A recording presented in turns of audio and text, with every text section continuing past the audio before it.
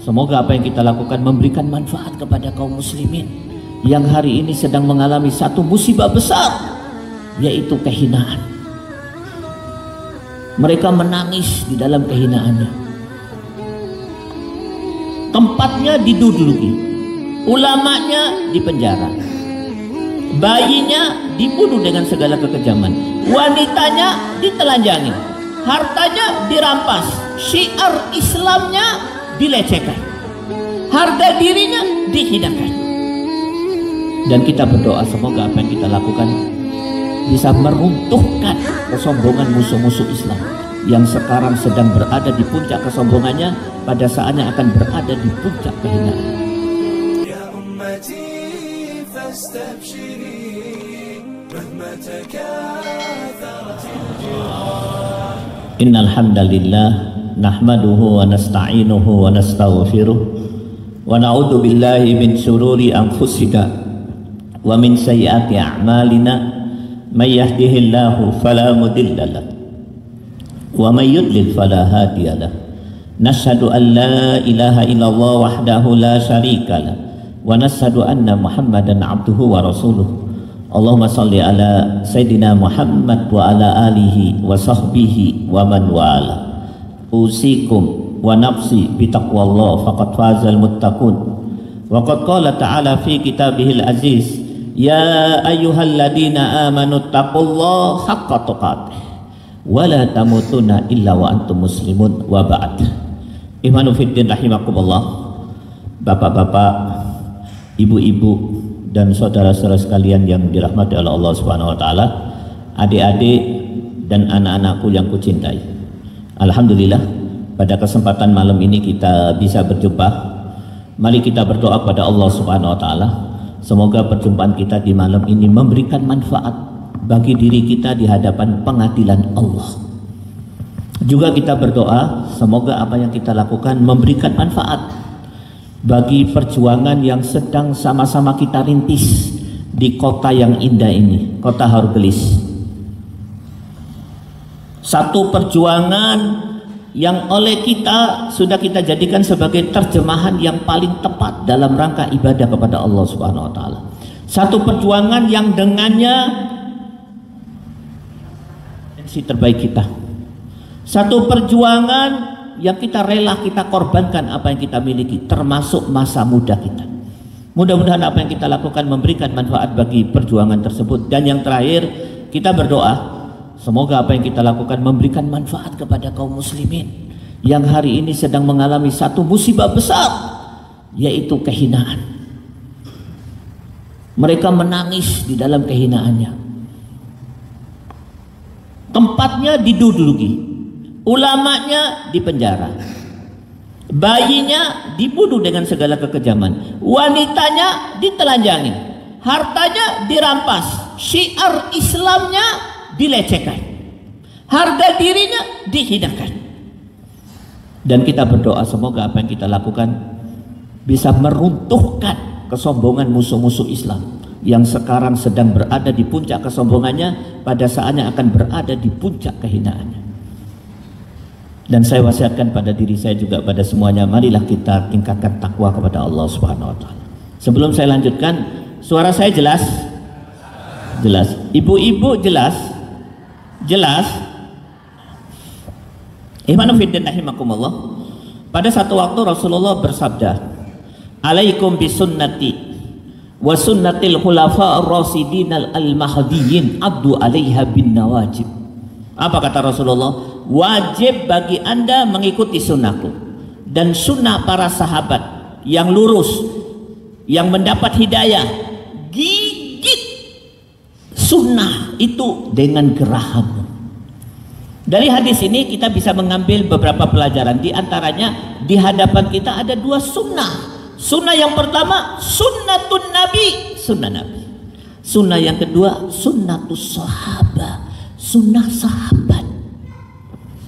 Pada kesempatan kali ini saya akan menyampaikan satu daripada sunnah sahabat. Apa itu sunnah sahabat? Nih, sahabat ini kalau jumpa Rasulullah selalu yang ditanyakan, ya Rasulullah, ayu a'mal afdal? Ya Rasulullah, amal apa yang paling mulia?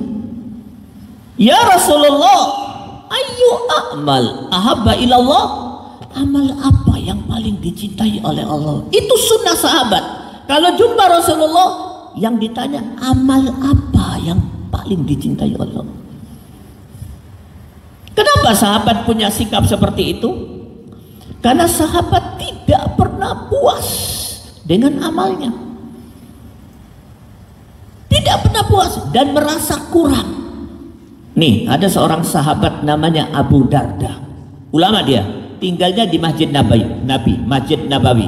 Abu Darda itu melukiskan, kami para sahabat semuanya setelah melakukan amal, betapapun kecilnya amal tersebut, pada diri kami ada perasaan. Perasaan tersebut dilukiskan oleh beliau, rojaul qabuli ma'al khaufi min adamil qabuli. Perasaan apa itu? Optimis amalnya diterima oleh Allah, tapi bersamaan dengan itu ada perasaan takut amalnya tidak diterima oleh Allah. Kenapa? Karena mereka beranggapan amalnya nggak sempurna. Beda dengan orang Haugelis, sebagian hanya karena sholat tahajud 2 rakaat, pagi-pagi dia keluar di alun-alun sambil berkata, aku inilah ahli jannah di Haugelis. Sahabat enggak, takut. Karena takut amalnya nggak sempurna, mereka punya program. Apa programnya? Islahul amal. Hari-hari memperbaiki amalnya, perbaiki.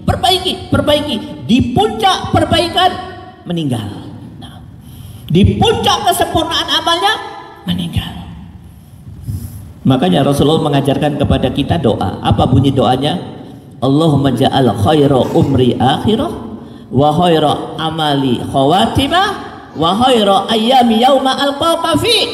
Ya Allah, jadikanlah umurku yang paling baik yang terakhir, setelah itu mati. Amalku yang paling baik amal terakhir, setelah itu mati.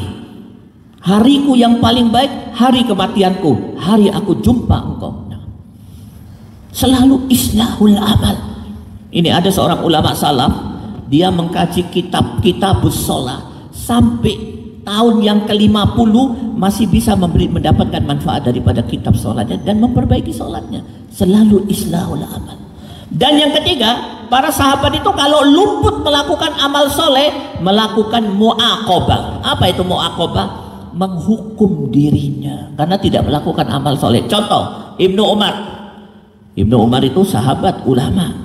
Pada satu waktu dia terlambat sholat isya, terlambat 1 rakaat. Apa yang dia lakukan? Dia datang kepada Rasulullah sambil berkata, ya Rasulullah, musibah kabiro. Lu musibah apa? Aku terlambat sholat isya. Berapa kali? 1 kali saja. Terlambat berapa rakaat? 1 rakaat. Terus aku mu'aqobah, aku akan menghukum diriku. Apa bentuk hukumannya? Tidak dia lewati malam hari selama 1 tahun kecuali untuk tahajud, dan tidak dia lewati siang hari selama 1 tahun kecuali puasa Daud. Mu'aqobah. Nah, maka sekali lagi, salah satu sunnah sahabat kalau ketemu Rasulullah selalu bertanya, ayu a'mal afdal, ayu a'mal ahabba ilallah. Nah, pada kesempatan kali ini, di kota yang cantik ini, di masjid yang mulia ini, saya akan menyampaikan jawaban Allah terhadap pertanyaan sahabat, amal apa yang paling baik. Bukan jawaban Rasulullah, tapi langsung Allah. Allah Subhanahu wa taala berfirman di dalam surat 4 ayat 125, wa man ahsanu dinan mimman aslama wajhahu lillah wa huwa muhsin wattaba'a millata Ibrahim hanifa ila akhir. Bisa dibacakan terjemahannya? Nah, biasanya aku punya tim spesial beliau itu. Baca terjemahan. Jangan lupa tugas kau. Surat 4 ayat 125. Baca ya Syekh Ustadz Nasir di Surat An-Nisa ayat 125. Baca artinya.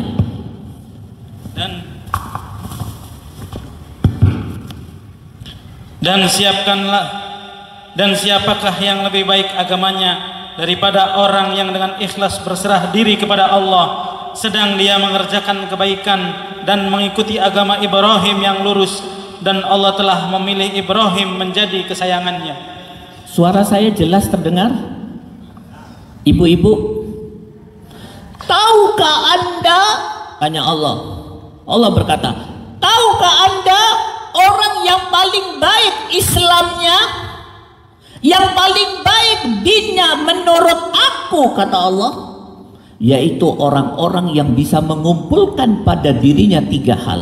Yang pertama, menyerahkan dirinya kepada Allah, Islam. Yang kedua, muhsin, selalu berbuat baik. Yang ketiga, mengikuti milah Ibrahim. Ustadz, yang pertama sudah kami lakukan, menyerahkan diri kepada Allah. Yang kedua, alhamdulillah banyak ustadz yang menjelaskan, berbuat baik kami sedang lakukan. Yang ketiga, kami baru tahu, tidak ada ustadz yang menjelaskannya kecuali sedikit. Apa itu? Mengikuti milah Ibrahim. Kenapa harus mengikuti milah Ibrahim? Sebagai tanda baiknya Islam seseorang. Ada apa dengan milah Ibrahim? Sekali lagi, Islam seseorang akan baik menurut Allah kalau bisa mengumpulkan 3 hal. Menyerahkan diri kepada Allah, berbuat baik, dan mengikuti milah Ibrahim. 1, kami tahu, sudah kami lakukan. 2, kami faham, sudah kami kerjakan. Yang ketiga, kami baru tahu, mengikuti milah Ibrahim. Ternyata diselidiki oleh ulama, perintah untuk mengikuti milah Ibrahim ini berserakan di banyak ayat Quran. Ada gak? Ada. Banyak. Saya baca salah satunya. Allah berfirman di dalam surat 60 ayat 4. Apa kata Allah? Laqad kana lakum fihim uswatun hasanatul liman kana yarjullaha wal yaumil akhir. Apa kata Allah? Kau mau mencari rahmat Allah? Iya.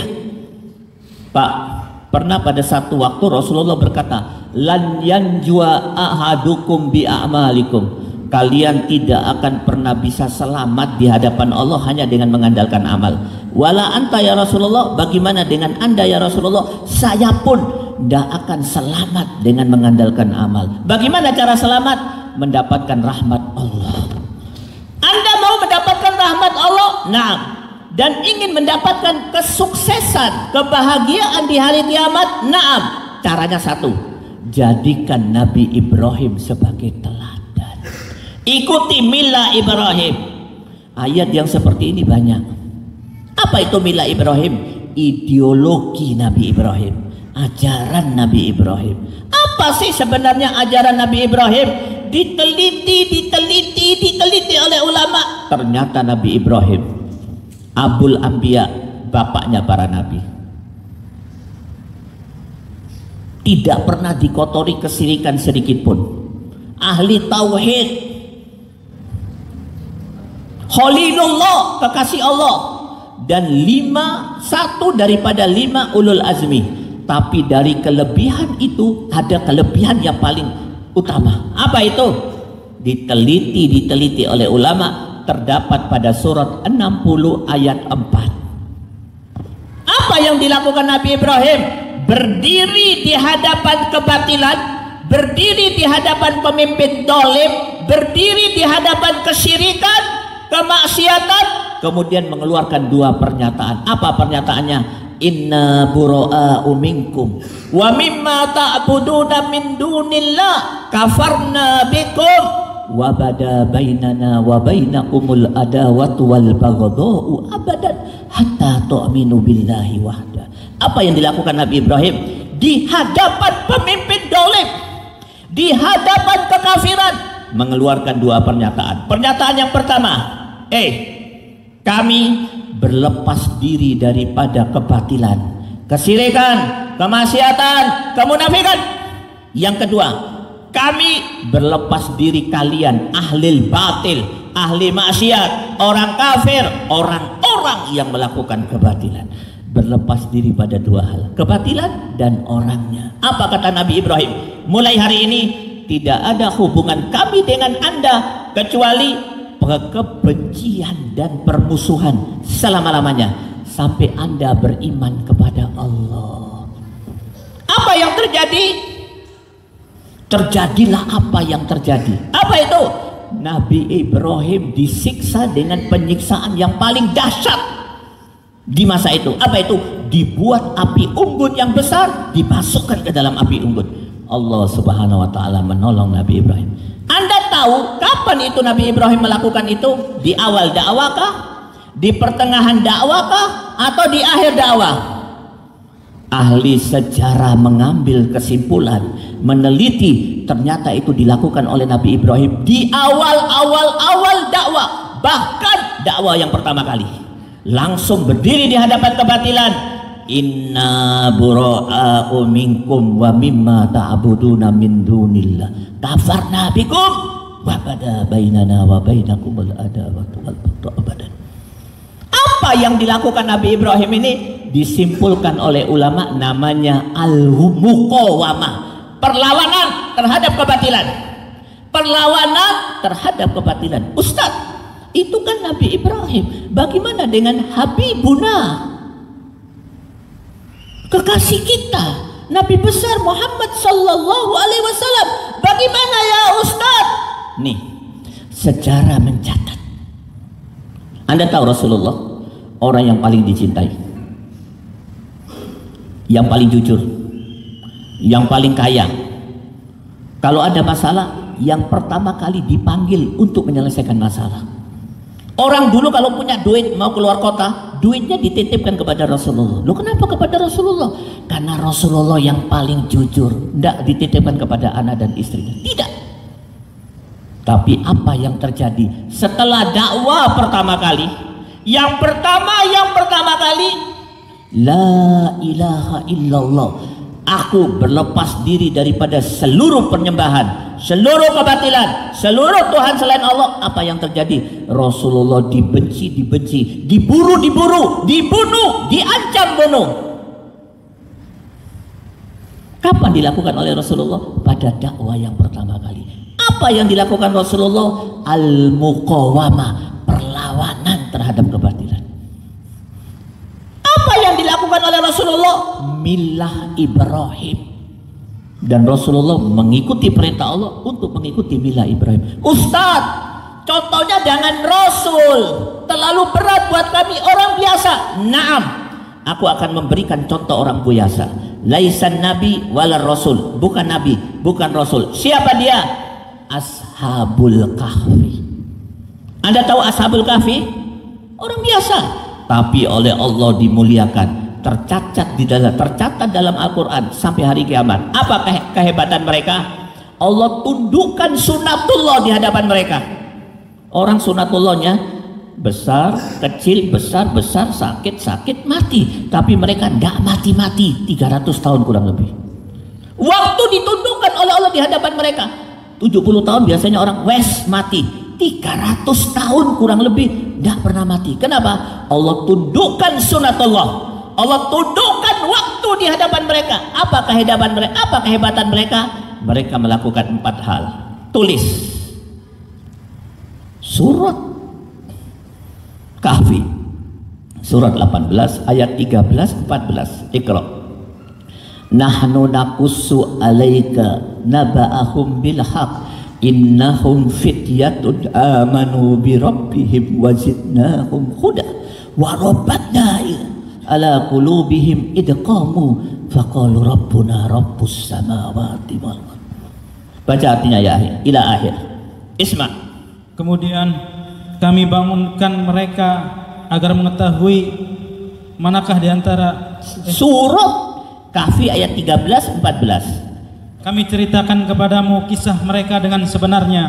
Sesungguhnya mereka adalah pemuda-pemuda yang beriman kepada Tuhan mereka, dan kami tambahkan petunjuk kepada mereka, dan kami teguhkan hati mereka ketika mereka berdiri. Lalu mereka berkata, Tuhan kami adalah Tuhan langit dan bumi, kami tidak menyeru Tuhan selain Dia. Sesungguh Kalau kami berbuat demikian, tentu kami telah mengucapkan perkataan yang sangat jauh dari kebenaran. Nah, kenapa terjemahannya tadi salah? Sudah 1 tahun tidak baca terjemahan.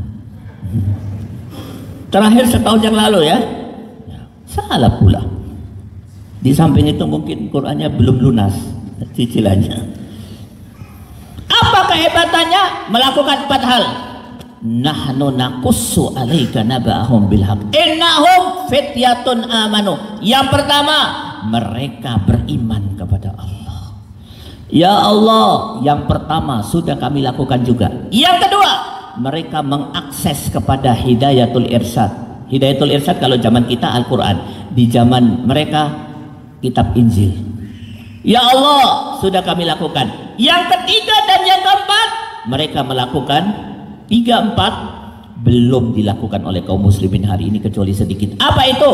Kamu berdiri di hadapan penguasa zalim, berdiri di hadapan kebatilan, berdiri di hadapan kekafiran. Kemudian faqalu rabbuna rabbus sama, deklarasikan la ilaha illallah. Kami berlepas diri dari seluruh Tuhan yang kalian sembah. Apa yang mereka lakukan? Al-muqawamah, keberanian, kejujuran melawan kebatilan. Dan itu ciri dari millah Ibrahim. Mau benar Islamnya harus mengikuti millah Ibrahim. Kenapa hal ini saya sampaikan? Kenapa hal ini saya sampaikan? Begitulah para sahabat. Nih saya tunjukkan seorang sahabat, namanya Abi Sa'id Al-Khudri. Abi Sa'id Al-Khudri ini umurnya sudah 80 tahun, sudah tua, 90 tahun mungkin. Sahabat yang lain sudah meninggal. Abi Sa'id itu 1 dari 5 sahabat yang paling banyak merawikan hadis. Bahkan ada satu hadis yang terkenal, hadis tentang amal ma'ruf nahi munkar, beliau yang meriwayatkan. Di mana Rasulullah bersabda, "Man ra'a minkum munkaran falyughayyiru biyadihi, fa illam yastati fa bilisani, fa illam yastati fa biqalbi, wa dzalika ad'aful iman." Dia yang meriwayatkan hadis tentang amal ma'ruf nahi munkar. Dia pula yang mengamalkan dan mempraktekkan. Apa yang dia lakukan? Waktu itu beliau di masa tua hidup di masa gubernur yang zalim. Pada waktu sholat id, memang kalau sholat id di masa dulu yang berceramah dan yang jadi imam gubernur. Kalau di ibu kota ya khalifah, kalau di desa ya bupati. Gubernur itu ceramah. Apa kata gubernur? Mulai hari ini aku robah ceramah dulu baru sholat. Loh, sholat id mestinya sholat dulu. Kenapa ceramah dulu? Karena kalian semua rakyatku benci kepada aku, maka ceramah dulu baru sholat. Kalau sholat dulu baru ceramah, kalian akan meninggalkan aku. Langsung Abi Sa'id dengan tongkatnya terhuyung-huyung hampir jatuh mendekati gubernur, ditarik jenggotnya gubernur. Ya adu Allah, wahai musuh Allah, sejak kapan kau robah syariat yang dibawa oleh kekasihku Muhammad sallallahu alaihi wasallam? Apa yang terjadi? Dalam hitungan beberapa menit Abu Sa'id diringkus, dimasukkan ke dalam penjara. Kenapa bisa muncul orang seperti itu? Muqawamah. Kenapa hal ini saya sampaikan? Karena kita hidup di zaman fitnah. Apa tanda fitnah tersebut? Salah satu tandanya kaum muslimin mengalami 2 musibah besar. Apa musibah besar tersebut? Dijelaskan oleh Allah di dalam surat Al-Baqarah 85. Apa itu? Hizyum fil hayati dunya. Kaum muslimin hina hidupnya di dunia. Dan kalau tetap rela dengan kehinaan, wa yaumal qiyamati yuradduna ila asabil adab. Hari kiamat dimasukkan ke dalam neraka. Terjadi hari ini, terjadi. Menurut pendapat ulama mujahid, kaum muslimin hari ini sedang mengalami kehinaan. Bahkan sebagian ulama mujahid mengatakan puncak kehinaan. Ulama mujahid loh ini, jangan ulama qaidin. Kalau ulama qaidin akan mengatakan baldatun thayyibatun wa rabbun ghafur. Tenang aja, kita mulia, dapat pahala, tidak usah ngapa-ngapain, santai saja masuk surga. Kata ulama mujahid, di puncak kehinaan. Apa sebabnya? Salah satu sebabnya kaum muslimin tidak berani melawan kebatilan. Akibatnya apa? Nih lihat, di Haurgelis tidak usah jauh-jauh, di Gang Kauman ada judi togel. Di perkampungan kaum muslimin ada penjual narkoba. Di belakang SD Islam ada penjual khamar. Di gang perumahan kaum muslimin ada kristenisasi. Antara rumah kaum muslimin dengan rumah yang lain ada LGBT. Iya apa enggak?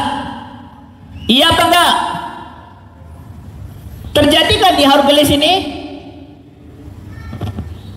Terjadi apa enggak? Ya, yang keras. Terjadi apa enggak? Jangan malu. Terjadi. Kenapa? Kaum muslimin tidak berani melawan kebatilan. Minas sakitin, membisu 1000 bahasa menghadapi kebatilan. Kenapa? Hina hidupnya. Akhirnya apa yang terjadi? Kebatilan berkuasa di mana-mana. Kaum muslimin menjadi korban. Kenapa? Tidak berani melawan kebatilan. Nih saya akan sampaikan satu ayat. Jangan kaget. Ayat ini serius. Baca, tulis. Ustadz, kenapa harus kami tulis? Ya ahi, fase mengandalkan semangat sudah berlalu. Sekarang fase kita, fase memenuhi diri kita dengan ilmu. Semangat Anda sudah bagus, tapi semangat cukup di awal. Selanjutnya, semangat harus dipenuhi dengan ilmu. Oleh karena itu, kalau ada kajian-kajian seperti ini, bawa catatan sampai rumah diulang, karena kita akan mendapatkan ilmu. Saya tidak akan baca dulu ayat ini. Ustaz, apakah kami aktivis muslim itu harus punya ilmu? Harus. Kalau tidak, amalnya tidak diterima oleh Allah. Dalilnya mana? Baca. Perhatikan dalilnya. Surat 7 ayat 170. Apa kata Allah? Walladzina yumassikuna bil kitab wa aqamus shalah inna la nudi'u ajral muslihin. Ayat ini menceritakan tentang al-muslihin. Apa itu al-muslihin? Aktivis muslim. Siapa dia? Kita. Baca ayatnya ya. Agak cepat. Baca ayat. Surat 7 ayat 100. Catat. Dan orang-orang yang berpegang teguh pada kitab serta melaksanakan sholat akan diberi pahala. Sungguh kami tidak akan menghilangkan pahala orang-orang soleh. Kami tidak akan menyia-nyiakan pahala al-muslihun. Bukan orang soleh, al-muslihun. Siapa al-muslihun? Orang yang melakukan perbaikan, aktivis muslim. Dengan syarat apa? Pahalanya tidak akan disia-siakan oleh Allah kalau dia melakukan dua hal. Yang pertama, berpegang teguh pada Al-Quran. Yang kedua, mendirikan sholat. Al-Quran adalah inti daripada ilmu, dan kami tidak mengeluarkan kecuali ayat Al-Quran. Maka sekali lagi saya sampaikan nasihat ini mulai di ujung barat, di Medan, di Aceh, sampai di ujung timur. Saya sampaikan nasihat. Saya tidak sampai ke timur betul ya, baru sampai di Makassar. Saya sampaikan nasihat saya. Aktivis muslim harus pakai ilmu. Mulai hari ini belajar. Lu kenapa harus pakai ilmu ya Ustaz? Ada satu ayat yang harus kalian fahami betul. Tulis. Masih kuat saya sampaikan ayat? Masih kuat? Surat 25 ayat 52. Wa in tuti aksara man fil surat 25 ayat 52. Wala tuti'il kafirin fala tuti'il kafirin wajahidhum bihi jihadan kabira. Ayat ini menjelaskan untuk tidak boleh taat kepada orang kafir dan berjihad di hadapan mereka. Bagaimana jihadnya? Jihad dengan Al-Quran. Maknanya apa? Seseorang yang bisa melawan musuh Allah, dia Al-Quran ada di kepalanya, ada di hatinya, ada di tubuhnya. Bagaimana cara supaya Al-Quran itu masuk? Dia harus belajar. Paham? Belajar. Oke, sekarang saya kembali kepada satu ayat tentang Al-Muqawamah. Ayat yang sangat istimewa. Surat 4 ayat 140. Saya mendengar guru saya Al-Ustadz Abdullah Sungkar menjelaskan ayat ini 35 tahun yang lalu kepada saya. Surat 4 ayat 140. Baca Yahi. Waqad nazzala fil kitab. Waqad nazzala fil kitab. Dan sungguh Allah telah menurunkan ketentuan bagimu di dalam kitab Al-Quran, bahwa apabila kamu mendengar ayat-ayat Allah diingkari dan diperolok-olokkan oleh orang-orang kafir, maka janganlah kamu duduk bersama mereka sebelum mereka memasuki pembicaraan yang lain. Karena kalau kau tetap duduk bersama mereka, tentulah kamu serupa dengan mereka. Sungguh Allah akan mengumpulkan semua orang-orang munafik dan orang-orang kafir di neraka jahanam. Naam. Apa kata Allah? Sudah tertulis di 4 kitab. Kitab Zabur, Taurat, Injil, Al-Quran. Apa itu? An idza sami'tum ayatillahi yukfaru biha wa yustahza'u biha fala taq'udu ma'ahum hatta yahudu fi hadisin ghairi. Innakum idam mislukum innallaha jami'ul munafiqina wal kafirina fi jahannam jami'an. Pak, ini diskusi ilmiah yang saya sampaikan, puncak daripada prestasi ilmiah Al-Quran. Dan saya sudah sampaikan ini di hadapan para dosen, para ulama. Ayat ini diskusi ilmiah. Apa itu dalilnya? Dalil yang lebih hebat daripada pikiran manusia, Al-Quran. Apa kata Allah? Telah ditentukan oleh Allah di 4 kitab karakter muslim. Apa karakternya? Perlawanan terhadap kebatilan. Apa kata Allah? Begitu pentingnya ayat ini, Allah menjelaskan SOP. Apa kata Allah? Kau duduk, di hadapanmu ada orang menghina Allah, menghina Rasul, menghina Islam, menghina Al-Quran. Apa kata Allah? Fala taq'udu ma'ahum, jangan duduk bersama mereka. Ya Allah, aku harus duduk. Aku kan toleransi. Tempo seliro, saudara sebangsa dan setanah air harus membina persatuan. Apa kata Allah? Tidak ada toleransi. Tidak ada tempo seliro. Tidak ada persaudaraan satu bangsa, satu bahasa, satu negara. Tidak ada persatuan kalau mereka menghina Allah, Rasulnya, Al-Quran. Tidak ada. Apa gunanya persatuan dengan para bandit-bandit yang menghina Allah? Tidak ada. Tidak ada manfaatnya. Maka fala taq'udu ma'ahum, tinggalkan mereka. Ya Allah, aku tidak mau tinggalkan mereka. Innakum idam misluhum, maka pada hari itu kau sama dengan mereka. Kau munafik, dia kafir. Semuanya neraka jahanam. Innallaha jami'ul munafiqin wal kafirin fi jahannam jami'an. Ya ahi, di balik ketenangan Anda bisa hidup nyaman di kota ini, ketahuilah negara di mana Anda berada, banyak warga negaranya paling gampang menghina Allah dan Rasulnya. Dan tidak ada penghinaan terhadap Allah dan Rasul yang lebih dahsyat di zaman sekarang, melebihi dilakukan oleh teman-teman kita sebangsa dan setanah air. Menghina Allah. Yang wanita ngambil telanjang bulat, banyak maaf, ambil Quran dirobek, Qurannya ditaruh di pantatnya.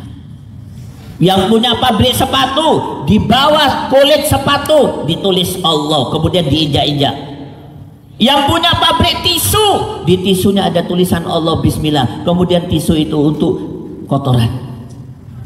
Yang jadi pejabat, dengan kekuasaannya berani menghina Allah dan Rasulnya. Seolah-olah dia mengepalkan tangan, kemudian meninju ke atas sambil berkata, Allah, aku tantang kau. Terjadi apa enggak? Terjadi apa enggak? Jangan duduk bersama mereka. Kenapa? Sekali lagi, karakter daripada din tadi al-muqawamah. Lanjut. Ceramahnya lanjut. Kita sambut dulu takbir dari kawan tadi. Takbir.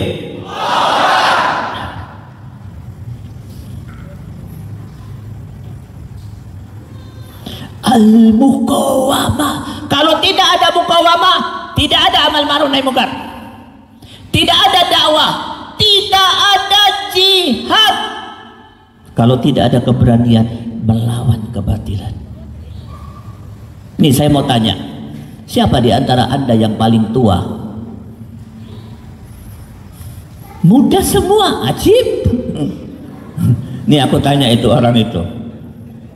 Masih muda tapi nampak tua sekali. Saya mau tanya Anda, di kota Harugelis ini kebatilan sekarang dibanding 20 tahun yang lalu berkurang apa tambah? Bertambah? Anda jujur dengan pernyataan Anda? Yang lain setuju? Bertambah. Padahal masjid tambah banyak, kajian Masya Allah, ustadz-ustadz yang datang Masya Allah, gerio Al-Quran ada di mana-mana, tapi kebatilan bertambah. Kenapa? Kebanyakan kaum muslimin minas sakitin, membisu 1000 bahasa, tidak berani melawan kebatilan. Apa sebabnya? Nah, paling tidak ada 3 sebab yang akan kita bahas hari ini. Kenapa mereka bisu? Bisu sekali, tidak berani. Ustaz, kami harus sabar. Kesabaran yang salah. Pak, saya akan ceritakan 2 kisah. Mari kita ambil kesimpulan dari 2 kisah tersebut. Kisah yang pertama, Rasulullah berdakwah di kota Mekah. Di kota Mekah diusir. Maka Rasulullah ke kota Taif. Di Taif disambut anak-anak dengan batu, dilempar muka Rasulullah. Apa yang terjadi? Bersimbah darah Rasulullah. Datang malaikat Jibril. Apa kata malaikat Jibril? Ya Rasulullah, Anda minta apa? Akan kami kabulkan. Akan dikabulkan oleh Allah. Aku diutus oleh Allah untuk memenuhi seluruh keinginanmu. Apakah kota Taif ini kita akan balik sehingga warga negaranya mati semuanya? Apa kata Rasulullah? Jangan, kasihan, mereka belum tahu dan mereka hanya menyakiti fisikku, maka aku akan siapkan 1000 kesabaran untuk menghadapi mereka. Kisah yang pertama. Kisah yang kedua, Rasulullah hijrah ke kota Madinah. Baru setahun atau 2 tahun di kota Madinah, ada akhwat pakai kerudung, pakai cadar, ya, pakai kerudung menutup aurat, belanja di pasar orang Yahudi, kerudungnya ditarik, terbuka auratnya. Akhwat itu kembali ke rumah, lapor kepada saudaranya. Saudaranya datang menantang Yahudi, oleh Yahudi dihajar sampai meninggal, dibunuh. Terdengar oleh Rasulullah. Apa kata Rasulullah? Bunuh semua orang Yahudi, usir mereka, kalau tidak mau bunuh. Yang laki dan yang pria dan anak-anaknya bebaskan. Yang laki-laki sejak dia mempunyai bulu kemaluan, bunuh. Kenapa Rasulullah lakukan? Kalau Islam dihina, kami akan menyiapkan 1000 nyawa. Kalau diri kami dihina, kami akan menyiapkan 1000 kesabaran. Tapi kalau Islam dihina, 1000 nyawa. Begitu. Jadi kalau Islam dihina, tidak ada sabar. Yang sabar kalau kau dipukuli, sabar. Paham tuh? Tapi sayang, 1000 sayang, kaum muslimin memahami kesabaran yang salah. Apa dia katakan? Kalau pipi kiri ditempelek, kasih pipi kanan, sabar bom. Kalau pipi kanan dan pipi kiri ditempelek, kasih kepalamu biar diinjak-injak. Apa? Sabar. Sabar yang salah. Kalau ada kebatilan di mana-mana, sabar. Sabar yang salah. Akhirnya apa yang terjadi? Tidak ada perlawanan. Nah, pada kesempatan kali ini saya akan sampaikan 3 sebab perlawanan terhadap kebatilan tidak bisa dilakukan. Yang pertama, Anda bersama saya. Anda bersama saya enggak? Bersama saya? Ada yang ngantuk? Ada yang ngantuk? Kalau ngantuk, push up 10 kali. Dan moderatornya push up 100 kali. Jadi kalau kalian kasihan sama moderatornya jangan ngantuk. Dia sudah kurus. Push up 100 kali, bahaya dia. Apa sebabnya? Sebab yang pertama, karena ada subhat. Ustadz, subhat itu apa? Nih, saya akan bacakan satu hadis. Hadis ini dicantumkan oleh Imam Nawawi di dalam kitab Arba'in Nawawi, hadis yang ke-6. Anda tahu Arba'in Nawawi ini kumpulan hadis-hadis yang istimewa. Salah satunya hadis ini. Rasulullah bersabda, saya ambil potongannya karena hadisnya panjang. Apa kata Rasulullah?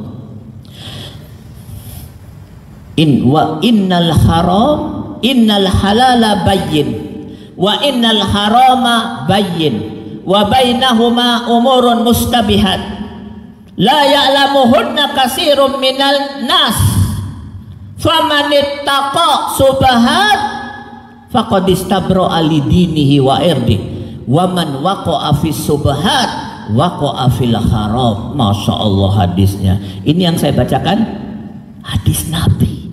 Menurut para ulama, kalau hadis Nabi dibacakan, dengarkan. Kenapa? Ada pelajaran penting di dalamnya. Saya artikan, perhatikan. Sesungguhnya yang halal itu jelas, tahu. Yang haram jelas. Di antara keduanya ada perkara yang samar-samar. Tidak banyak yang tahu kecuali orang-orang yang menyelidiki. Kebanyakan manusia nggak tahu. Apa itu? Samar, nggak jelas halalnya, nggak jelas haramnya. Namanya subhat. Maka Rasulullah mengatakan ada dua rumus. Rumus yang pertama, barang siapa yang membersihkan dirinya atau menjaga dirinya dari subhat, maka Allah akan jaga Islamnya dan harga dirinya. Rumus yang kedua, barang siapa yang terjerumus pada subhat, dia terjerumus pada yang haram. Nih saya akan ambil contoh. Rumus yang pertama, orang yang menjaga diri dari subhat, dijaga dinnya oleh Allah. Contohnya siapa? Umar bin Abdul Aziz. Umar itu khalifah, pemimpin, anaknya banyak, cuman anaknya miskin-miskin, kecil-kecil miskin. Ini kalau saya ambil umpama, anak-anak lain pakai Oppo, anaknya Umar bin Abdul Aziz tidak punya HP. Anak yang lain naik mobil, dia naik sepeda. Keumpamanya. Maka datang Perdana Menterinya berkata kepada Amirul Mukminin Umar, "Ya Umar, kenapa anakmu miskin? Apakah kau tidak mengambil secara adil hak anakmu dari Baitul Mal?" Karena memang anak khalifah dapat dari Baitul Mal. Apa kata Umar? Menteri, aku ambil hak anakku, aku ambil dan aku berikan pada anakku. Cuman waktu ambil mestinya dapat 100, aku ambil 70. Kenapa? Aku khawatir waktu aku mengambil hak kaum muslimin, maka untuk kehati-hatian aku kurangi hak anakku. Yang 70 yang sedikit aku kasihkan kepada anakku. Dan aku sudah cerita kepada anakku, nah, aku ambil sedikit supaya bapak tidak berdosa dan kau tidak berdosa. Setujukah kau nak? Setuju wahai bapakku. Menghindarkan diri dari subhat. Apa kata Allah? Aku jaga dinnya dan aku jaga harga dirinya. Siapa dia? Umar bin Abdul Aziz. Anda tahu? Waktu dia meninggal, wartawan semua datang melihat bagaimana anaknya yang miskin jadi apa. Beberapa puluh tahun kemudian anaknya menjadi ulama, menjadi mujahid, bahkan ada satu anaknya menjadi orang yang paling kaya dan infaknya paling besar buat kaum muslimin. Allah jaga din dan harga dirinya. Kenapa? Menjaga diri dari subhat. Tapi barang siapa yang ke subhat, dia akan terjerumus kepada haram. Subhat itu contohnya apa? Nih dengarkan. Contoh yang pertama, subhat zatnya. Apa subhat zatnya? Subhat zatnya babi, ya, khomar. Hati-hati loh.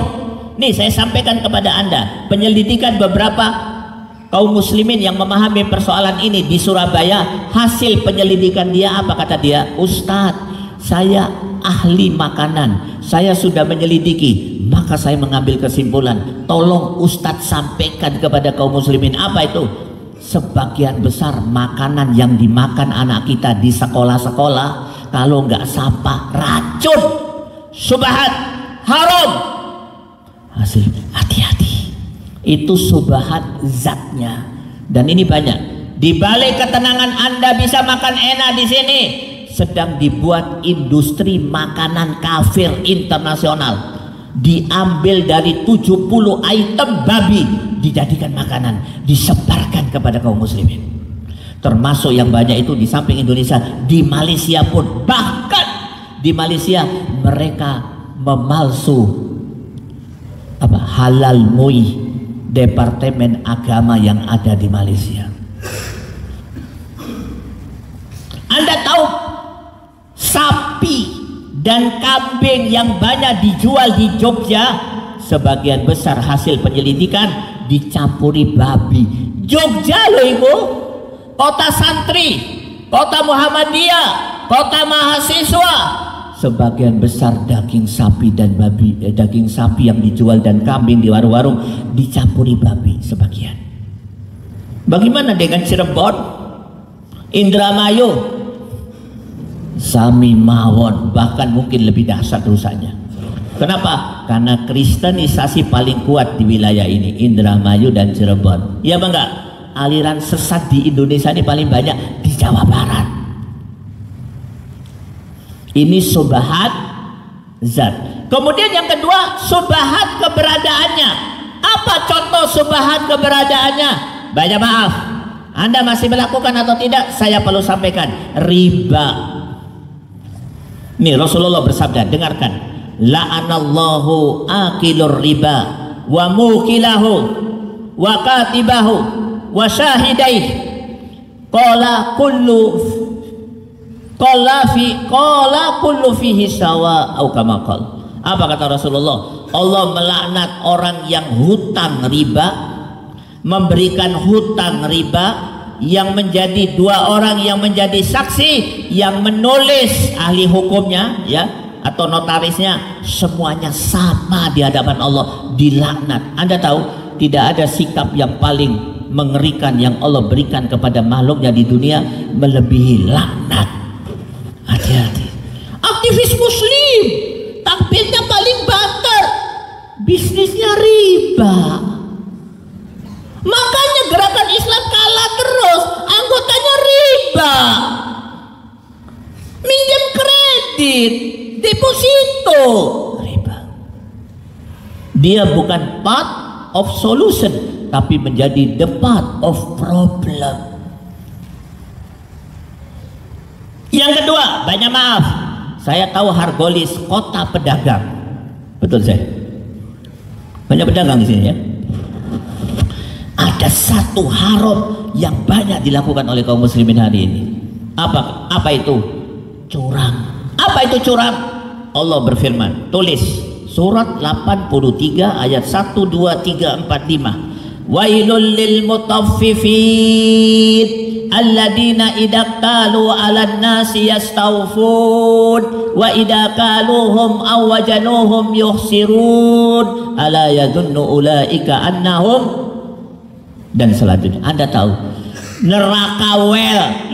Neraka wel kepada siapa? Al-mutaffifin, orang yang curang. Definisi curang itu apa? Ternyata curang menurut ulama bukan curang di dalam bisnis saja atau timbangan. Curang adalah berorientasi kepada keuntungan pribadi dan berorientasi pada merugikan orang lain dalam segala hal.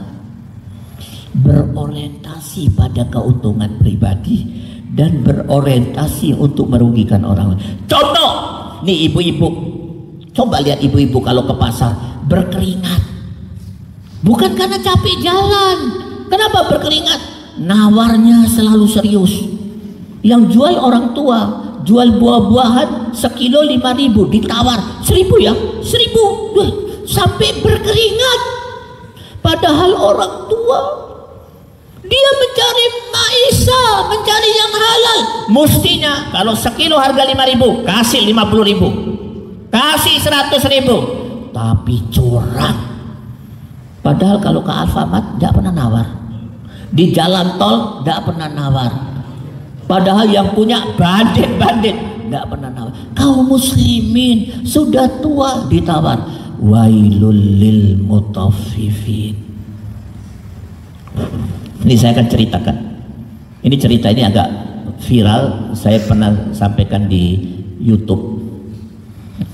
Ibrahim bin Adham datang ke rumah anaknya. Sampai di rumah anaknya kata istrinya, anak tak ada, suamiku tak ada, anakmu tak ada. Kemana? Ke pasar. Datang Ibrahim ke pasar. Anaknya punya lapak, punya toko di pasar. Dari kejauhan Ibrahim melihat, lu, anakku sedang mencium meniup timbangan. Didekati oleh Ibrahim. Nah, apa yang kau lakukan? Meniup timbangan. Kenapa? Supaya nggak ada debu. Supaya apa? Supaya tidak merugikan konsumen.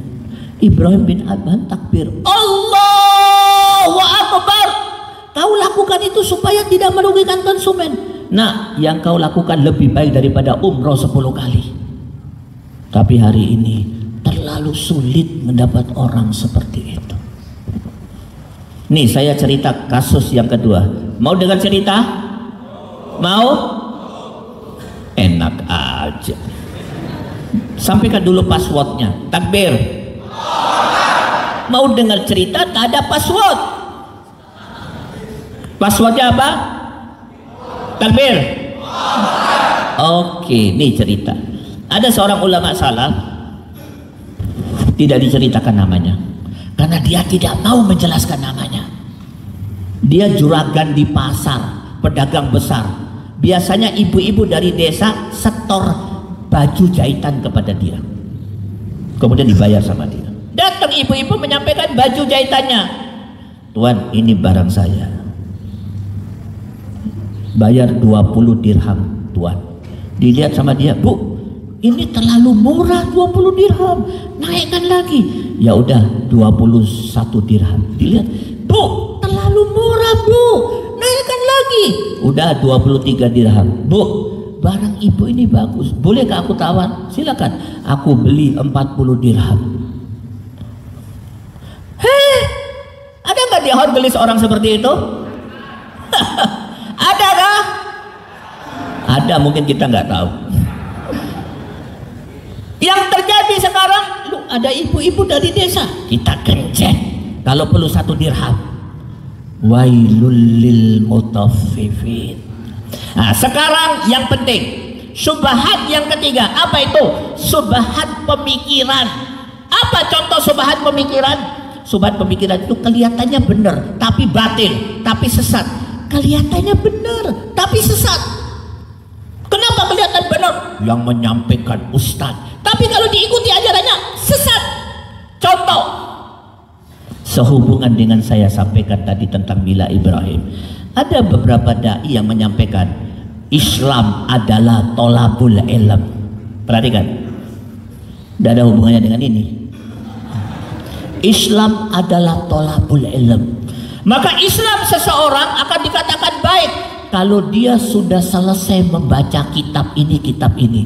Seolah-olah Islam seperti universitas. Akan dikatakan muslim yang baik kalau dia selesai sampai semester ke-8 atau silabus diselesaikan. Kelihatannya benar, tapi bahaya. Apa yang dilakukan Nabi Ibrahim dan Rasulullah? Islam bukan tolabil ilm, tapi perlawanan terhadap kebatilan. Kapan perlawanan itu dilakukan oleh Nabi Ibrahim dan Rasulullah? Di awal dakwanya, belum selesai membaca kitabnya. Paham dong? Kalau Nabi Ibrahim mengikuti teori ini, maka dakwah pertama Nabi Ibrahim Iqra 1. Kalau Rasulullah mengikuti teori ini, Islam adalah tolabul ilm, maka dakwah pertama Rasulullah adalah toharo dan pembatal wudhu. Tapi dakwah Rasulullah apa? Pertama, la ilaha illallah.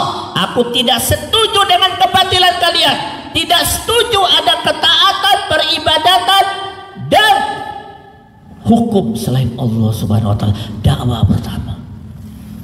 Apa dakwah pertama? Apa ciri muslim yang baik? Al-muqawamah. Bahaya loh Pak teori ini. Di mana letak bahayanya? Kalau ada orang amal ma'ruf nahi mungkar atau berjihad dikatakan apa? Bodoh. Yang pandai duduk di sini tolabul ilm. Berjuang bodoh. Khawarij, pemberontak bodoh. Yang betul tolabul ilm. Bahaya lo ini. Di mana letak bahayanya? Kalau musuh sudah menodongkan senjata di kepalanya, apa dia bilang? Tolabul ilm. Tolabul, tidak ada perlawanan. Dan itu terjadi. Apa kata Umar ibn al-Khattab? Ini Umar. Apa kata Umar? Dengarkan. Inna awlan nas wa ahaqqahum bil ilm ahlul jihad. Wa inna awlan nas wa ahaqqahum bil jihad ahlul ilm. Umar, manusia terbaik setelah Rasulullah di umat ini, setelah Abu Bakar, Umar. Apa kata Umar?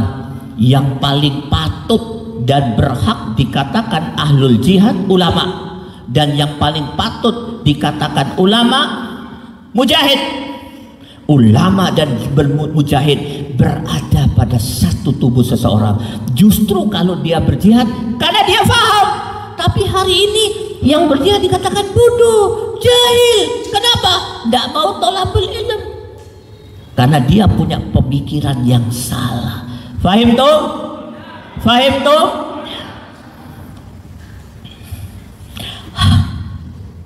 Ini penting. Ini namanya subhat. Nih saya akan sampaikan bahayanya subhat ini. Apa bahayanya?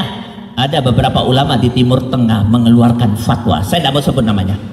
Karena kalau kejelekan seseorang saya tidak akan jelekan orangnya. Tapi amal kejelekannya saya sampaikan. Tapi kalau saya puji seseorang saya akan sebut namanya. Itu tata cara berdakwah yang benar dan berakhlak. Nggak boleh menjelekan orang, tapi menunjukkan kesalahan amalannya boleh. Ada seorang ulama di Jaziratul Arab, di beberapa negara Arab mengeluarkan fatwa. Apa fatwanya? Mujahidin Palestina yang ada di jalur Gaza tidak usah berjihad menghadapi Yahudi. Tidak usah. Udah kalau perlu mereka tinggalkan Gaza, hijrah saja. Padahal mujahidin Palestina telah mengorbankan ribuan, ratusan ribu pemuda terbaiknya. Apa kata dia? Salah berjihad itu. Tidak usah jihad, pulang saja, serahkan tanahmu kepada orang Yahudi. Nah, kenapa? Karena mereka beranggapan Islam yang baik adalah tidak perlu melawan itu musuh-musuh Allah. Yang penting tolabul ilm. Nih terjadi lagi, ada fatwa yang terdapat di Suriah. Apa kata dia? Bashar Assad itu bukan musuh kaum muslimin. Tidak usah dilawan, sabar saja. Yang salah kaum muslimin. Ajib. Terjadi. Maka bahaya teori itu. Ini contoh subhat. Nah, saya ingin menyampaikan kepada Anda, kenapa muqawamah tidak dilakukan oleh kebanyakan kaum muslimin? Salah satu sebabnya kaum muslimin terkena subhat pemikiran. Apa itu? Beranggapan muslim yang baik tolabul ilm, bukan muqawamah, perlawanan terhadap kebatilan. Faham? Faham? Yang pertama, Anda semua bersama saya enggak? Bersama saya enggak? Saya lihat ada wajah-wajah ngantuk ini. Ngantuk apa enggak? Pengajiannya memang panjang, biasanya 1 jam. Tak apalah, orang sini sukanya metal. Saya mau tanya Anda, mau ngaji serius apa enggak? Yang serius apa enggak? Kalau Anda yang mau lembut, saya sudah siapkan materinya. Materinya fikih bersin. Fikih, bagaimana tata cara hakim? Ada. Mau fikih bersin apa yang serius? Muqawamah. Oke. Yang kedua, kenapa muqawamah tidak dilakukan oleh kaum muslimin? Karena kaum muslimin terkena satu penyakit yang paling berbahaya. Penyakit apa itu? Dengarkan satu kisah. Saya tahu Anda suka kisah. Nih, saya kok ingin Anda ini seger semuanya. Saya minta waktu 1 menit berdiri semuanya. Ayo, sebentar. Yang semuanya berdiri kecuali 3 orang. 3 orang ini yang umurnya 60 tahun ke atas, enggak, yang sakit, yang istrinya lebih dari 1, enggak usah berdiri. Yang istrinya cuma 1, umurnya di bawah 60 dan sehat, berdiri. Cepat. Nah, berdiri. Oke, karena materi kita masih ada setengah jam. Silakan duduk. Silakan duduk. Nih, kenapa yang sakit saya suruh duduk? Menghormati orang yang sakit. Kenapa yang 60 tahun tidak perlu berdiri? Menghormati orang yang tua. Kenapa yang istrinya lebih dari 1 saya suruh duduk? Menghormati para pemberani. Loh, urusan menikah malah takbir ya. Nah, oke, saya lanjutkan. Nih, saya akan cerita. Dengarkan.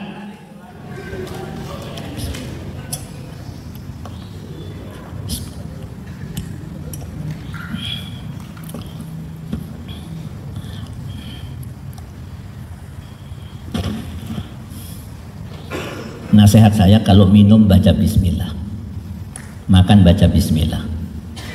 Kemarin ada kejadian di Surabaya. Seorang akhwat hafal Quran 30 juz. Baca. Akhirnya kemasukan jin. Jinnya dikeluarkan, sempat berbicara, apa kata jinnya? Saya mencari celah si akhwat ini, mau saya masuk di badannya tapi tidak bisa. Tapi ada kesempatan saya masuk dan saya masuk.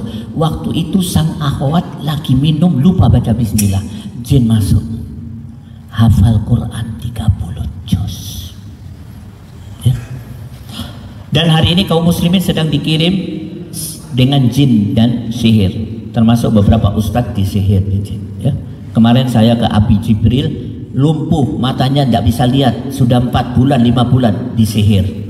Saya kemarin ke rumahnya Mahir At-Tawalibi, disihir, tidak bisa bicara dan tidak bisa berjalan. Alhamdulillah sudah diru'yah. Siapa yang menyihir? Musuh-musuh Allah. Dan beberapa ustadz yang lain tidak perlu saya ceritakan. Oke, saya lanjutkan. Pada satu waktu Ibrahim bin Adham ngisi pengajian.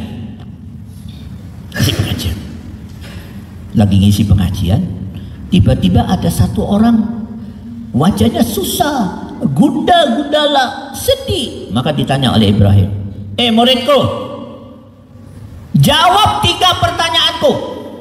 Pertanyaan yang pertama, dari seluruh kejadian yang terjadi di muka bumi ini, ada kejadian terjadi tanpa izin Allah? Tidak ada. Oke. Pertanyaan yang kedua, dari jatah umurmu yang Allah berikan, adakah dikurangi oleh Allah 1 hari? Tidak ada. Pertanyaan yang ketiga, dari rezeki yang Allah berikan kepada kau, adakah dikurangi oleh Allah sesuap nasi atau seteguk minuman? Tidak ada. Muridku, kalau seluruh pertanyaanmu terhadap kalau seluruh jawabanmu terhadap pertanyaanku tidak, la, ente, kenapa kau sedih? Bukankah semua rezeki diberikan oleh Allah? Jatah umurnya diberikan utuh, semua kejadian pasti terjadi atas kehendak Allah. Kenapa kau sedih? Pelajaran apa yang bisa kita ambil dari kisah ini? Muridnya Ibrahim bin Adham, ustadznya 100 kali lebih hebat dari ustadz di sini. Kajiannya 100 kali lebih hebat. Muridnya 100 kali lebih hebat daripada murid yang ada di sini. Bisa terkena satu penyakit. Penyakit apa itu? Tidak tawakal. Betullah Ibnu Qayyim berkata di dalam kitab Madarijus Salikin. Apa kata Ibnu Qayyim? Di dalam kitab Madarijus Salikin, apa kata Ibnu Qayyim? Fal abad afatuhu imma min adamil hidayah wa imma min adamit tawakkul. Fa idza jama'al hidayata ila tawakkul faqad jama'al imana kullah. Apa kata Ibnu Qayyim? Dengarkan. Hamba Allah itu penyakitnya 1 di antara 2. Yang pertama, dia punya tawakal tapi tidak punya hidayah. Penyakit yang kedua, punya hidayah tapi tak punya tawakal. Ustadz, saya bingung. Nih, saya ambil contoh. Yang pertama, punya tawakal tapi tidak punya hidayah. Nih, saya 10 tahun yang lalu dakwah di Jakarta. Karena saya berdakwah di Jakarta, ada yang tersinggung, preman 70 orang mengelilingi saya dengan pisaunya. Ke masjid diikuti, tapi tidak berani mukul. Namanya preman kan tukang gertak. 70 orang, tiba-tiba datang seorang pimpinan preman, dia datengin saya, digandeng tangan saya, kemudian dia berkata, elu, tahu lu? Kau, awas lu, Ustadz gue patah rambutnya satu, lu mati semua. Saya heran, saya tanya pimpinan preman, patah rambut apa patah kaki? Rambut Ustadz. Patah rambut Ustadz gue satu aja, lu mati semua. Preman ini saya katakan tawakalnya hebat. Dia pernah ngomong sama saya, Ustadz, kalau ada butuh pahlawan untuk membela Islam, saya setor nyawa. Kalau Ustadz dakwah diganggu, saya berada di depan. Wih, tawakalnya hebat, tapi hidayahnya kurang. Sholatnya bolong-bolong. Kenapa? Baru ngaji, sholatnya masih bolong. Tapi kalau Islam, dia nomor satu. Belum belajar, masih proses, baru beberapa orang, baru beberapa hari. Ini yang pertama. Tapi ada yang kedua. Nih yang kedua, apa itu? Hidayahnya banyak, tapi tidak tawakal.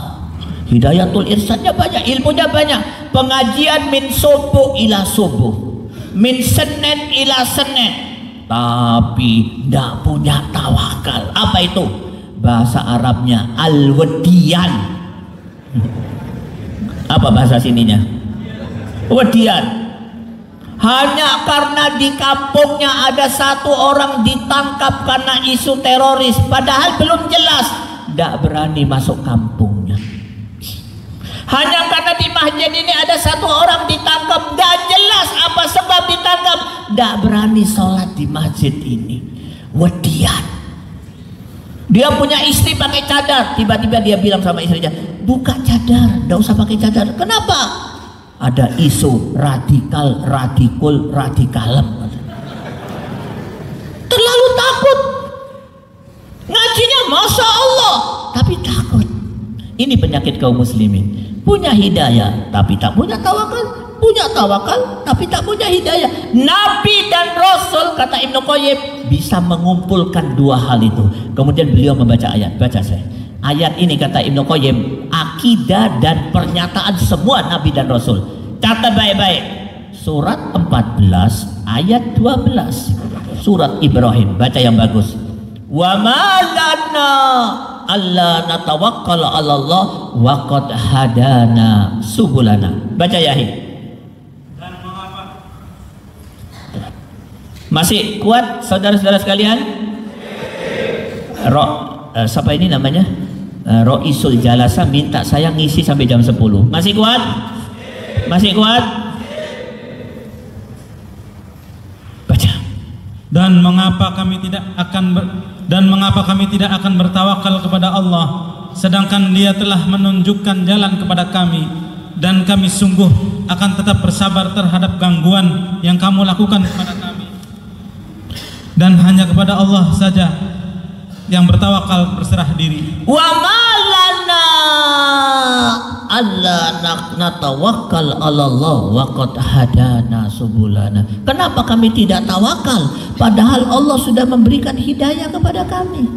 Makin besar hidayahnya, makin tawakal. Itu para rasul. Makin dapat hidayah dari Allah, dapat ilmu, makin tawakal.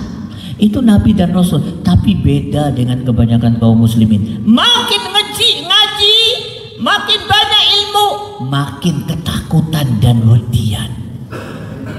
Pak, persoalan kaum muslimin hari ini bukan kekurangan ustadz. Ustadz banyak, bukan kekurangan syekh banyak. Siapa yang umroh terakhir tadi? Yang umroh terakhir siapa? Yang belum umroh siapa? Yang mau umroh tolong didata. Kasihan ya. Nih dengarkan saya. Anda kalau umroh di Masjid Nabawi atau di Masjidil Haram, ke kanan nabrak syekh, mundur nabrak syekh, ke sana syekh, ke sini syekh tok. Ndak kekurangan syekh, ndak kekurangan ustadz, ndak kekurangan ilmu hari ini. Kekurangannya apa? Orang-orang yang berani bertawakal kepada Allah Subhanahu wa taala. Hafidul Quran.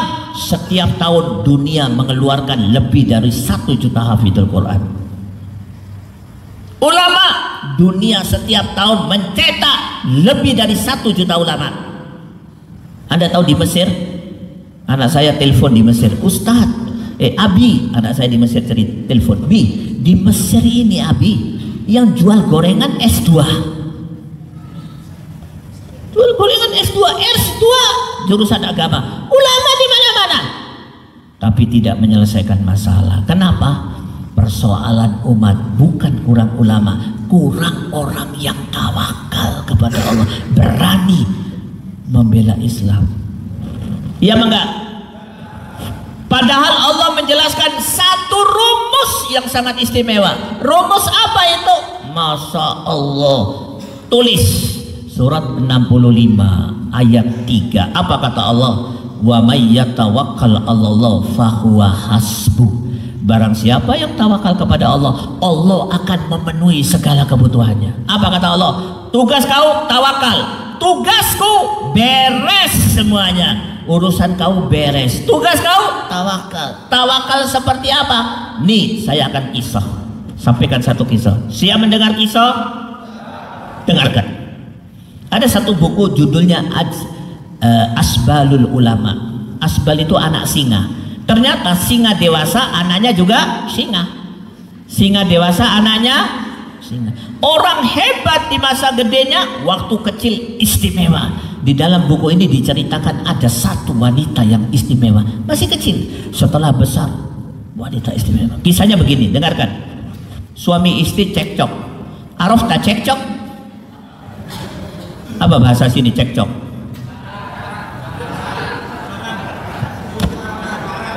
Tukaran. Suami dan istri tukaran di hadapan 12 orang anak. Tiba-tiba suami mengatakan, wahai istriku, besok aku mau haji. Loh kenapa? Aku sudah tua, rambut memutih, tulang sudah lungle. Pokoknya besok aku mau haji sebelum kematian datang. Istrinya mengatakan, pokoknya tidak usah haji. Maafi fulus, nggak ada duit. Pokoknya haji, pokoknya nggak haji. Pokoknya. Dilihat oleh 12 orang anaknya.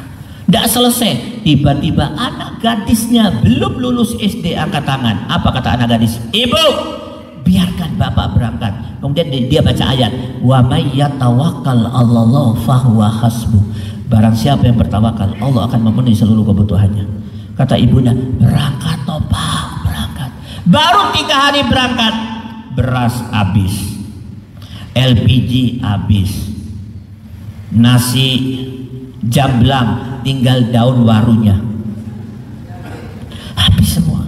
Maka ibu dan 11 orang saudara anak gadis ini mengatakan kepada anak gadis, gara-gara kau izinkan bapak pergi, kita mau makan apa?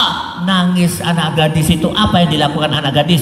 Dia masuk ke kamarnya, dia ambil sejadah, dia sholat 2 rakaat. Setelah sholat dia angkat tangannya tinggi-tinggi sambil berkata, ya Allah, kalau memang benar engkau yang mengatakan wa may yatawakkal 'alallah fahuwa hasbuh, tunjukkan kebenaran firman.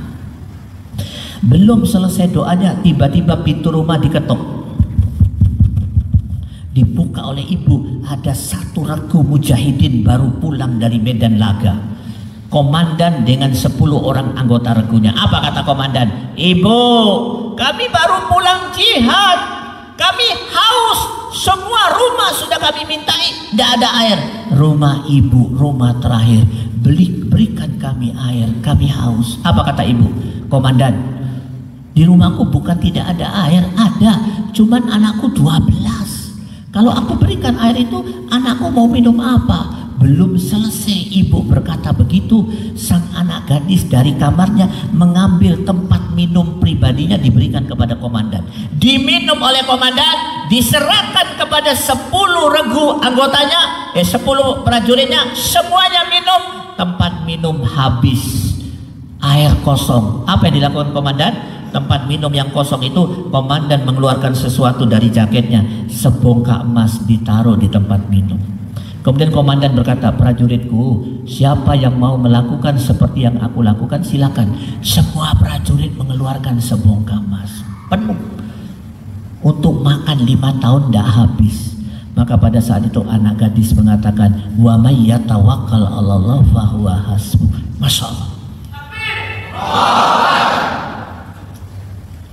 Yang takbir ini yang takbir waktu masna juga tadi. Takbir. Masya Allah. Wa may yatawakkal 'alallah fahuwa hasbuh. Barang siapa yang bertawakal kepada Allah, aku akan bereskan urusannya. Tapi sayang, kaum muslimin tidak mau tawakal. Ustaz, pokoknya aku mau tawakal. Caranya bagaimana? Caranya gampang. Masukkan ke dalam dada kalian 2 akidah. Akidah apa itu Ustaz? Tulis, baca, catat, sampai rumah dibaca. Nanti malam tidak usah megang HP, baca ayat ini. Tidak usah pakai nasi, kecuali sedikit. Baca ayat ini.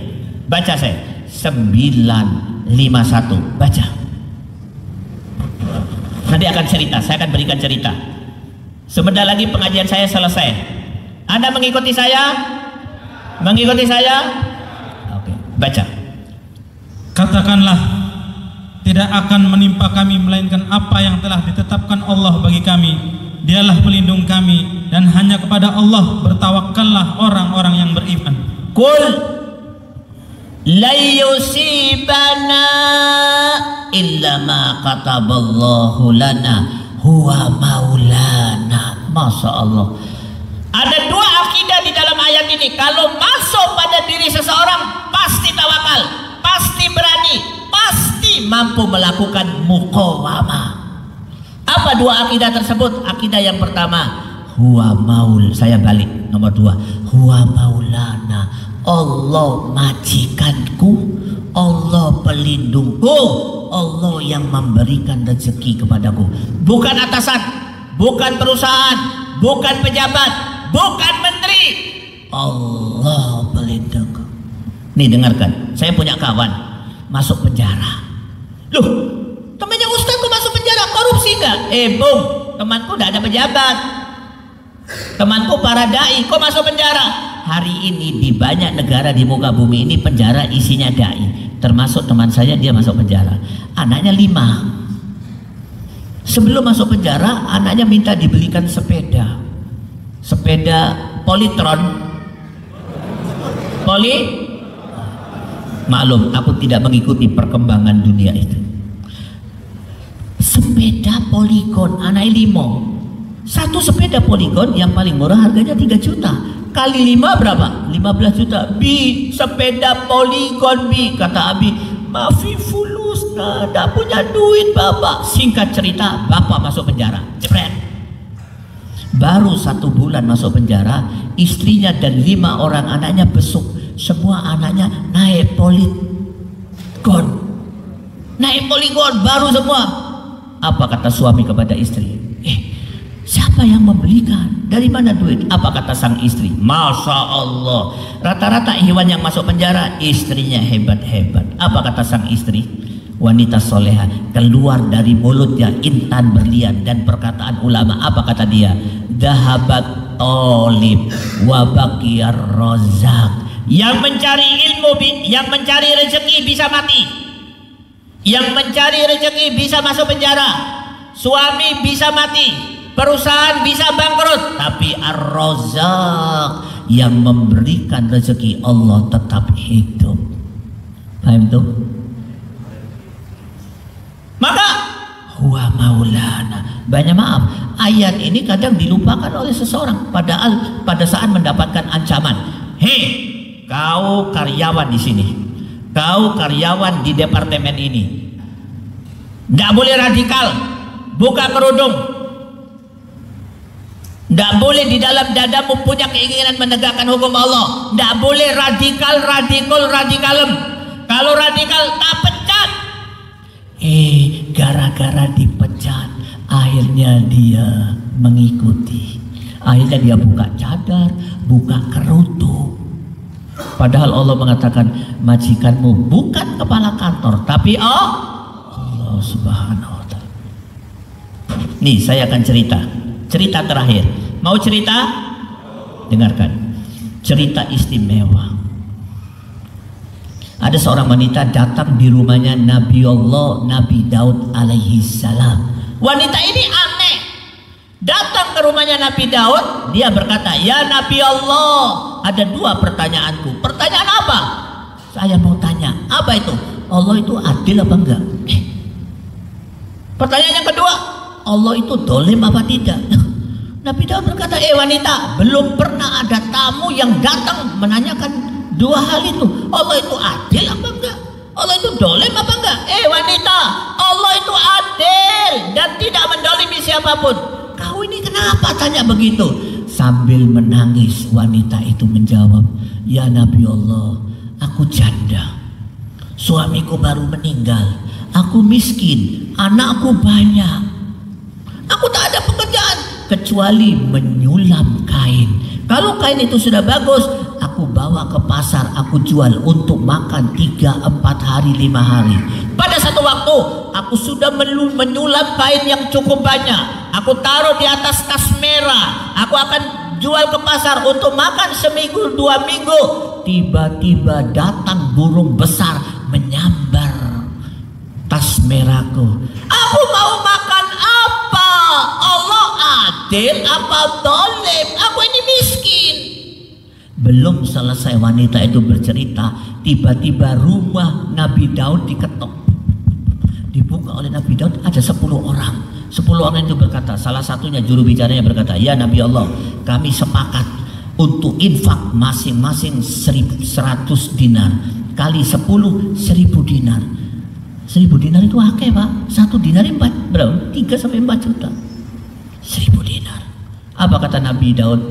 Bukan aku tidak mau terima, tapi aku ingin tahu Anda itu siapa dan kenapa tahu-tahu infak, ada apa? Maka salah satu di antara mereka bercerita, "Ya Nabi Allah, kami ini dari seberang.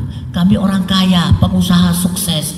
Waktu naik perahu menuju ke sini, perahu kami karam, air masuk, hampir tenggelam. Kami sudah berusaha, makin lama makin tenggelam. Kami putus asa. Tiba-tiba datang burung besar menjatuhkan tas merah. Kami buka kain itu kami gunakan untuk menutup bolong-bolong yang ada." Apa menutup bolong namanya? Sumpel. Walhasil kami selamat. Maka kami bernadar, kalau kami sampai di daratan, kami akan infak masing-masing 100 dinar. Selamat dia. Apa kata Nabi Daud? Diambil 1000 dinar dikasihkan kepada wanita. Apa kata Nabi Daud? Wanita, tanpa sepengetahuan kau, Allah bertransaksi di atas langit untuk kepentingan kau. Nih, kau gunakan untuk makan 5 tahun dah habis. Iman fiddin rahimakumullah. Huwa maulana. Kalau nggak ada ini, orang nggak akan bisa tawakal. Yang kedua, bagaimana caranya supaya tawakal? La yusibana illa ma kataballahu lana. Tidak ada kejadian kecuali terjadi atas izin Allah. Maka iman fillah rahimakumullah, sudah saya sampaikan 2 sebab kenapa orang tidak bisa muqawamah, berani menghadapi kebatilan. Yang pertama, kena penyakit syubhat yang disampaikan oleh beberapa dai yang kurang faham persoalan. Apa itu? Islam adalah thalabul ilm, bukan muqawamah. Bahaya. Yang kedua, wadiyan. Al-wadiyan, takut terhadap manusia dan tidak takut kepada Allah Subhanahu wa ta'ala. Mungkin itu saja yang bisa saya sampaikan. Sebelum saya akhiri, saya ingin menyimpulkan 1. Takbir. 1.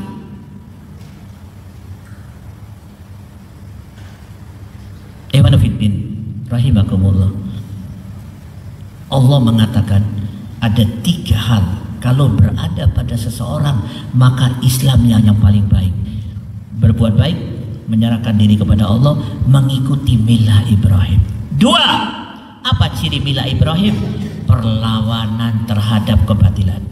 3. Ternyata semua nabi dan rasul ciri utamanya perlawanan terhadap kebatilan. Paham tuh? Kenapa hal itu tidak terjadi? karena dua penyakit tadi, subhat dan ketakutan. Mungkin itu saja bisa saya sampaikan. Mudah-mudahan apa yang saya sampaikan memberikan manfaat bagi diri saya juga buat semuanya.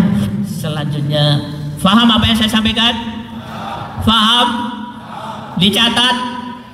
Catat, Bung. Catat. Hari ini Anda aktivis Muslim.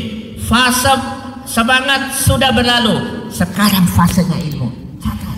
Dari catatan itu sampai rumah. Mantan dorongan baca. Faridol? Oke. Ada yang menanyakan, saya silakan kepada أمتي فاستبشري مهما تكاثر